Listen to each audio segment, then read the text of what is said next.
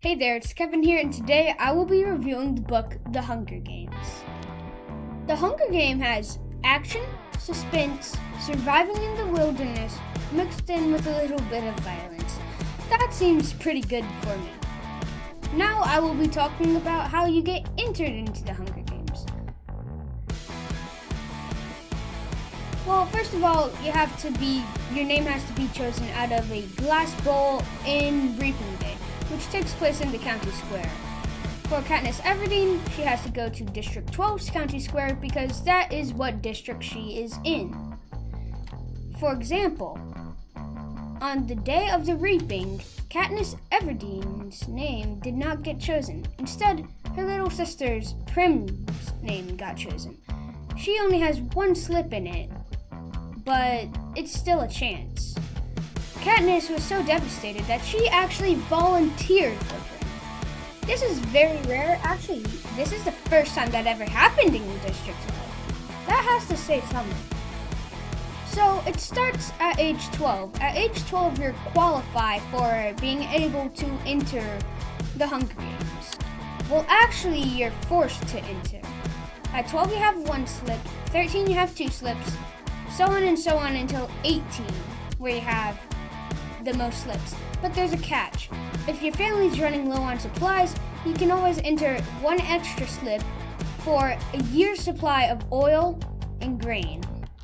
A lot of families in District 12 do this because they are on the poorer side.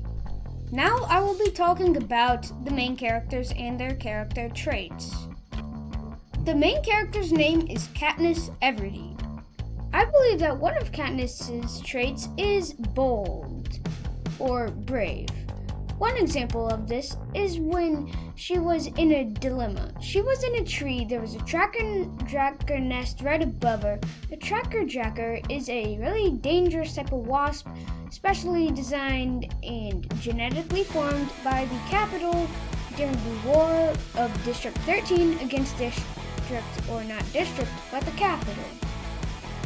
These are formed because once stung, a huge bubble appears on the area of the sting. If the stinger is not removed and proper medicine is not provided, then you will probably get an infection and die. Anyways, so she and the trackers were together just chilling out. Trackers right above her like, hey, you come closer to me and I'll sting you. And she's like, uh-oh. And then there's the Kato below her, the enemy. He's like, hey, come down here and I'll kill you. And she's like, uh-oh, what do I do? Then the anthem starts to play. Then she remembers, oh wait, the trackers are asleep because of the smoke that just happened earlier with the wildfire. So while the anthem's playing, she saws off the tracker nest and she's like, ha, take this, Kato and your team. And then it drops down and then Kato's like, ah, and they run to the lake for safety. Several members of the Kato team die.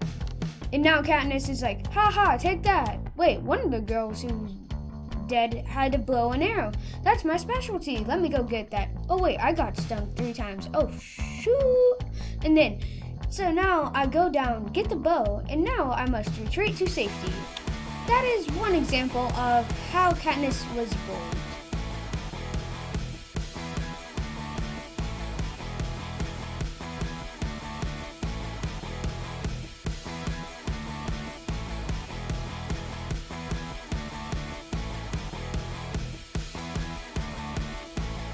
Now I will dig deeper into the meaning of the Hunger Games. So the Hunger Games meaning is to instill fear in the districts by the Capitol.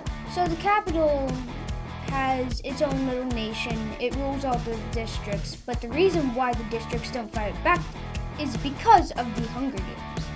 The Hunger Games reminds the districts on who has the power and who rules the land. And the districts don't dare go up against the Capitol. Anyways, my favorite part of the Hunger Games is when Katniss Everdeen shot an arrow right through a pig's mouth. Actually, the pig had an apple in its mouth, so she shot the apple. I love this part because it is very, very humorous. Overall, I would give this book a 5 out of 5-star review because it kind of has everything I ever dreamed of. Well, that's all for today. Bye!